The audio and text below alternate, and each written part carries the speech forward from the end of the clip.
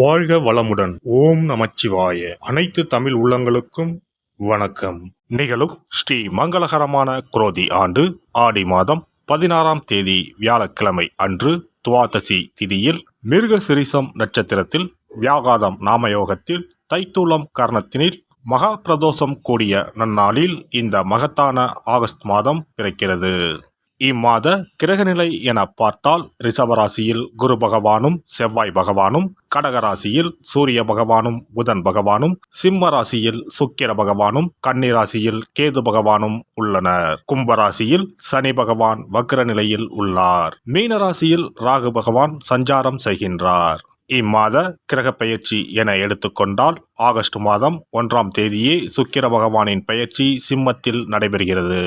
August 17ஆம் தேதி சூரிய பகவான் சிம்ம ராசிக்கு பெயர்ச்சியாகின்றார். ஆகஸ்ட் மாதம் 26ஆம் தேதி செவ்வாய் பகவான் மிதுன ராசிக்கு பெயர்ச்சியாகின்றார். ஆகஸ்ட் மாதம் 26ஆம் தேதி சுக்கிர பகவான் கன்னி ராசிக்கு பெயர்ச்சியாகின்றார். இம்மாதம் 31ஆம் தேதி புதன் பகவான் சிம்மத்திற்கு பெயர்ச்சியாகின்றார். இந்த கிரகங்களின் சஞ்சாரம் மற்றும் இடப்பெயர்ச்சியால் உங்கள் ராசிக்கு இம்மாதம் என்னென்ன பலன்கள் கிடைக்கப் போகின்றது என்பதனையும், அசுப பலன்கள் ஏற்படுமாயின் ராசிக்காரர்கள் செய்ய வேண்டிய பரிகாரம் என்ன, வழிபட வேண்டிய தெய்வம் யார் என்பதனையும் காண்போம். உங்கள் வாழ்வில் வளமும் நலமும் செல்வ செழிப்பும் பெற்று வாழ்வில் உயரிய நிலையை அடைய எல்லாம் வல்ல எம்பெருமானை வேண்டி விரும்பி கேட்டுக்கொள்கிறேன். கடகராசி அன்பர்களே, இம்மாதம் எதிலும் லாபம் கிடைக்கும். எடுத்த காரியங்கள் வெற்றிகரமாக நடக்கும். உடல் ஆரோக்கியம் உண்டாகும். வீண் கவலை நீங்கும். ஆன்மீக எண்ணங்கள் அதிகரிக்கும். சகோதரர்களால் நன்மை உண்டாகும். துணிச்சலாக எதிலும் ஈடுபடுவீர்கள். புதிய வீடுமனை வாகனம் வாங்கும் யோகம் உண்டு. நண்பர்கள் உறவினர்கள் மூலம் நன்மைகள் ஏற்படும். இதுவரை வீடு வாகனங்கள் வாங்குவதற்கு இருந்து வந்த தடைகள் அகலும். தொழில் வியாபாரம் விருத்தி அடையும். தடைப்பட்ட நிதி உதவி கிடைக்கும். ஏற்கனவே வரவேண்டியிருந்து வராமல் நின்ற ஆர்டர்கள் வந்து சேரும். உத்தியோகத்தில் இருப்பவர்களின் வேலைப்பளு வீண் அலைச்சல் குறையும். குடும்பத்தில் இருந்து வந்த பிரச்சனைகள் குறையும். புதிய வீடு வாங்கும் முயற்சியில் ஈடுபடுவீர்கள். சிலர் பழைய வீட்டை புதுப்பிப்பார்கள். வாகனம் மூலம் ஆதாயம் உண்டாகும்.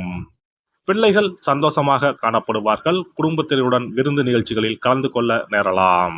குடும்பம் சார்ந்த விஷயங்களில் கலந்துரையாடும் போது வார்த்தைகளை கோர்த்து பேசுவது நன்மை தரும்.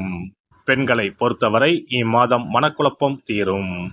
தைரியமாக எந்த காரியத்தையும் செய்து முடிப்பீர்கள். தேவையான உதவிகள் கிடைக்கும். மாணவர்கள் மிக கவனமாக பாடங்களை படித்து கூடுதல் மதிப்பெண் பெற முயற்சி செய்வீர்கள். தேவையான உதவிகள் கிடைக்கும். கலைத்துறையினரை பொறுத்தவரை நீங்கள் அமைதியாக இருந்தாலும் வீண் சண்டைகள் மற்றும் வீணான குழப்பங்கள் உங்களை தேடி வர வாய்ப்புள்ளது. வீடு, நிலம் மற்றும் வாகனங்கள் வாங்கலாம். அரசியல் துறையினரை பொறுத்தவரை நல்ல பெயர் உண்டாகும். மூலதனத்திற்கு தேவையான பணம் வந்து குவியும். எதிரிகள் வகையில் சற்று கவனமுடன் செயல்படவும். நட்சத்திர பலன்கள். புனர்பூசம் நட்சத்திரம். இந்த மாதம் பொருட்களை களவு கொடுக்க நேரலாம். உங்களின் உடைமைகள் மீது கண்ணும் கருத்துமாக இருக்க வேண்டும். புதிய நண்பர்கள் கிடைப்பார்கள். அறிமுகம் இல்லாதவர்களின் வீட்டில் எதையும் உட்கொள்ள வேண்டாம். பூசம் நட்சத்திரம். இந்த மாதம் நீங்கள் அமைதியாக இருந்தாலும் வீண் சண்டைகள் மற்றும் வீணான குழப்பங்கள் உங்களை தேடி வர வாய்ப்புள்ளது. தகுந்த வரன் கிடைத்து திருமண ஏற்பாடு இனிதே நடந்தேறும். வீடு, நிலம் மற்றும் வாகனங்கள் வாங்கலாம். ஆயுள்யம் நட்சத்திரம். இந்த மாதம் தொழிலில் நல்ல லாபம் கிடைக்கும். ஆனாலும் கவனமுடன் இருப்பது நல்லது. போட்டித் தேர்வுகள் சாதகமாக அமையும். சிலர் கல்வி பயில வெளியூருக்கு செல்ல வேண்டி வரும். திங்கட்கிழமை தோறும் அம்மன் கோவிலுக்கு சென்று தீபம் ஏற்றி வழிபட துன்பங்கள் விலகும். குடும்பத்தில் ஒற்றுமை உண்டாகும். சிறப்பு தொகுப்பு. கண் திருஷ்டிகள் அகன்று தடைப்பட்டு கொண்டிருக்கும் காரியங்கள் நிறைவேற செய்ய வேண்டிய பரிகாரம் என்ன என்பதனை பற்றி காண்போம். வாழ்க்கையில் நல்ல நிலையில் இருந்தவர்கள் கூட திடீரென்று பொருளாதாரம் இழந்து மன கஷ்டங்களுடன் வாழும் நிலை ஏற்படும். இந்த நிலை எதனால் ஏற்பட்டது என்று ஆராய்ந்து பார்த்தால் பெரும்பாலும் அவர்களின் மீதான கண் திருஷ்டிதான் காரணமாக இருக்கும். கல்லடி பட்டாலும் கண்ணடி படக்கூடாது என்று சொல்வார்கள் அல்லவா, அது உண்மைதான். இது போன்ற பிறரின் பொறாமை கொண்ட கண் திருஷ்டியினால் பலரின் வாழ்க்கை சிரமத்திற்கு ஆளாக நேரிடும். இது போன்ற கண் திருஷ்டிகளிலிருந்து எப்படி தப்பிப்பது? இருக்கவே இருக்கிறது எளிதாக கிடைக்கும் ஊமத்தஞ்செடி. தெய்வ சக்தி நிறைந்த செடியாக கருதப்படும் ஊமத்தஞ்செடியின் காய், பூ, இலைகள் என அனைத்தும் தீய சக்திகள் விரட்ட பரிகாரத்துக்கு பயன்படுகிறது. பொதுவாக ஊமத்தம் காய்க்கு கெடுதலை அகற்றக்கூடிய சக்தி உண்டு. நம் வீட்டில் உள்ள எதிர்மறை சக்தியை அகற்றுவதற்கு ஊமத்தங்காய் தீபம் சிறந்த பரிகாரமாகிறது. தெய்வீக மகத்துவம் நிறைந்த ஊமத்தங்காய் மற்றும் பூவையும் எடுத்துக்கொள்ளுங்கள். வீட்டுக்கு அருகில் இல்லை என்றால் நாட்டு மருந்து கடைகளில் கிடைக்கும்.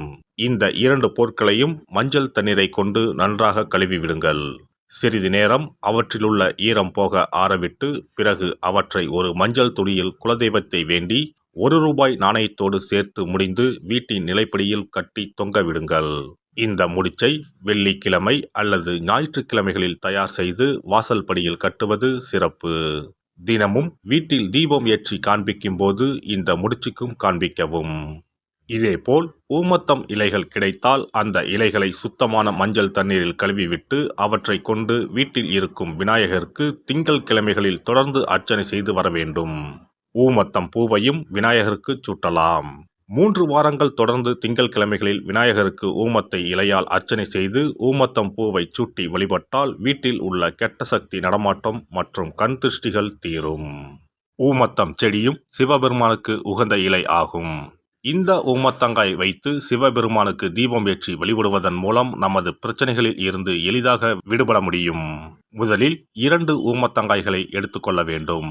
அவற்றின் மீது முட்கள் இருப்பதால் மிகவும் கவனமாக கையாள வேண்டும். ஊமத்தங்காயின் காம்பு பகுதிகளை வெட்டி கொண்டு கத்தியை பயன்படுத்தி ஊமத்தங்காயின் உள்ளே இருக்கும் விதை பகுதியை முழுவதுமாக நீக்கிவிட வேண்டும்.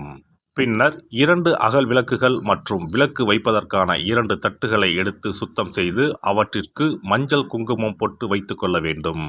பின்னர் 2 தட்டின் மீதும் ஒவ்வொரு அகல் விளக்கை வைத்துக் கொள்ள வேண்டும். அதன் பிறகு எப்போதும் பூஜை செய்வதற்கு வைப்பது போன்ற வெத்தலைப்பாக்கு, பழம் போன்றவற்றை வைத்துவிட்டு 2 விளக்குகளையும் ஏற்றி சிவபெருமானை மனதார வேண்டிக் கொள்ள வேண்டும். எனக்கு இருக்கும் பிரச்சனைகள் அனைத்தும் தீர்ந்து இன்பமான வாழ்க்கை கிடைக்க வேண்டும் என வேண்டிக் கொள்ள வேண்டும். இந்த பூஜையை வெள்ளிக்கிழமை அன்று தொடங்கினால் தொடர்ந்து 9 வெள்ளிக்கிழமைகள் செய்ய வேண்டும். ஊமத்தங்காயின் மீது எவ்வாறு முட்கள் இருக்கிறதோ அதுபோல நமது வாழ்க்கையில் இருக்கும் முட்கள் போன்ற பிரச்சனைகளை அவை தீர்த்து வைக்கின்றன. இந்த பூஜையை நாம் தொடர்ந்து செய்து வருவதால் நம் மீது இருக்கும் கண் திருஷ்டிகள் அகன்றுவிடும். தீராத துயரங்கள் தீர்ந்துவிடும். பணம், நகை நம்மிடம் பெருகி வரும். சிலருக்கு கையில் சுத்தமாக பணம் இருக்காது. வறுமை தாண்டவமாடும். கடன் தொல்லையால் கஷ்டப்படுவார்கள். பண பிரச்சனையில் சிக்கி கொண்டிருப்பவர்கள் இந்த தீபத்தை ஏற்றினால் 3 வாரங்களில் நல்ல பலனை பெற முடியும். தொழிலில் நல்ல முன்னேற்றம் இருக்கும். கடன் பிரச்சனைகள் தீரும். உறவினர்களிடையே பகைமை இருந்தால் அவையும் மறைந்துவிடும். நோய்வாய் உள்ளவர்கள் இந்த தீபத்தை ஏற்றுவதன் மூலம் நல்ல பலனை பெற முடியும். பொதுவாகவே எந்த பரிகாரம் என்றாலும் அதை முழு நம்பிக்கையுடன் செய்தால் மட்டுமே முழு பலன் கிடைக்கும் என்பதை நினைவில் கொள்ளுங்கள். எல்லாம் வல்ல இறையருளால் நீங்களும் உங்கள் அன்பு குடும்பமும் உடல் நலம், நீலாயுள், நிறை செல்வம், உயர் புகழ், மெய்ஞானம் ஓங்கி வாழ்க வளமுடன். இந்த வீடியோ பதிவு உங்களுக்கு பிடித்திருந்தால் லைக் பண்ணுங்க, கமெண்ட் பண்ணுங்க, ஷேர் பண்ணுங்க. மறக்காம சப்ஸ்கிரைப் பண்ணுங்க. பக்கத்துல இருக்கிற பெல் பட்டனை கிளிக் பண்ணுங்க. நன்றி, வணக்கம். ஓம் நமச்சிவாய. சிவாய நம.